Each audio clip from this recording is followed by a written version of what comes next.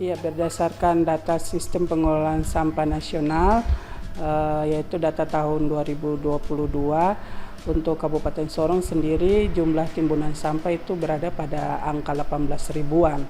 Sedangkan untuk sampah terkelola dia baru berada pada posisi 6.000 lebih.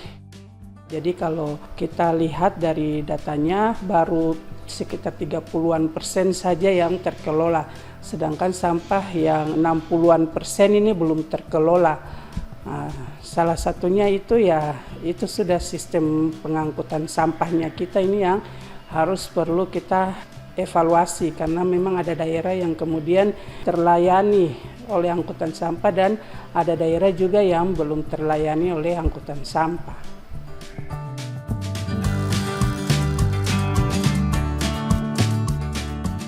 Di Kabupaten Sorong sendiri kita tahu bahwa kita memang ada mobil pengangkut sampah, tetapi untuk sistem pengawasannya ini masih manual. Biasanya kami dari bidang pengelolaan sampah ada pengawas yang nantinya dia harus ke lapangan mengecek apakah supir atau petugas kebersihan ini melaksanakan tugas dan tanggung jawab di setiap titik atau rute itu sesuai dengan yang sudah dibagikan atau tidak.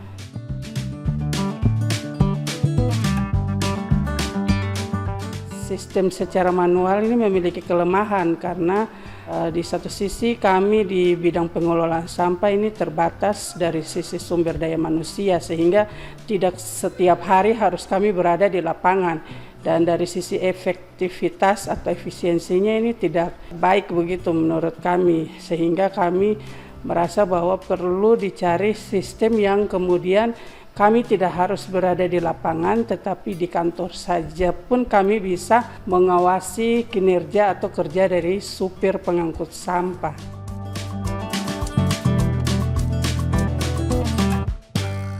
OSIAP saya kasih info, itu adalah akronimnya dari optimalisasi sistem pengawasan pengangkutan sampah, model telekomunikasi dan informatika di wilayah Kabupaten Sorong.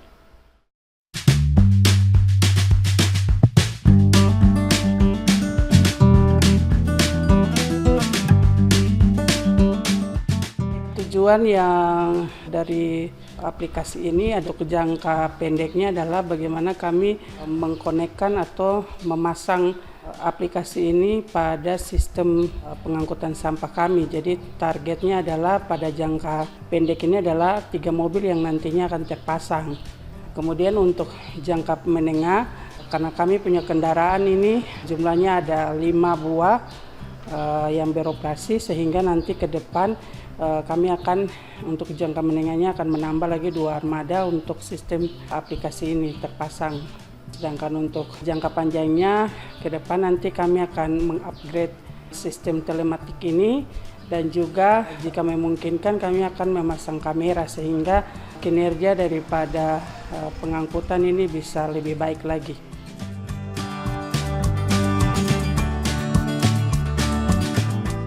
Jadi memang sistem ini sangatlah baik bagi kami, karena di satu sisi seperti itu kami bisa mengontrol kerja supir sendiri, dan sistem ini juga bukan hanya mengontrol seperti itu, tapi dia juga bisa mengontrol bagaimana supir itu membawa kendaraan, apakah dia overload atau over kecepatan.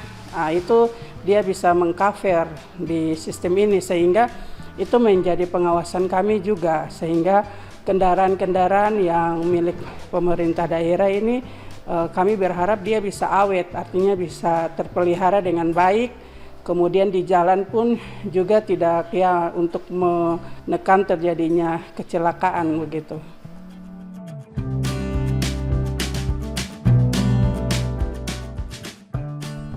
Dengan sistem sekarang kami merasa mudah. Kami bisa berada di mana saja, di tempat mana saja, bahkan kami tidak di tempat di Sorong pun, kami ada di luar Sorong pun masih bisa terpantau kerja daripada supir.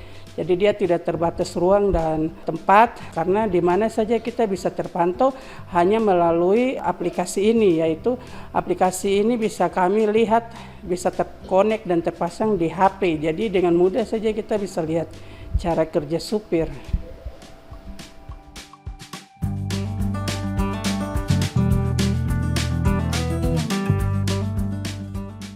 masuk dari sana masuk ke sini itu kan ada dia punya apa? GPS. Jadi ibu dia tahu kontrol kita dari kantor tuh, bahwa kita pas masuk di garasi. Macam tadi ibu pasti tahu di kantor. Jadi tidak perlu lapor-lapor lah, ibu sudah tahu, oh ini mobil ini sudah masuk di garasi, aman, dalam posisi aman, sehat.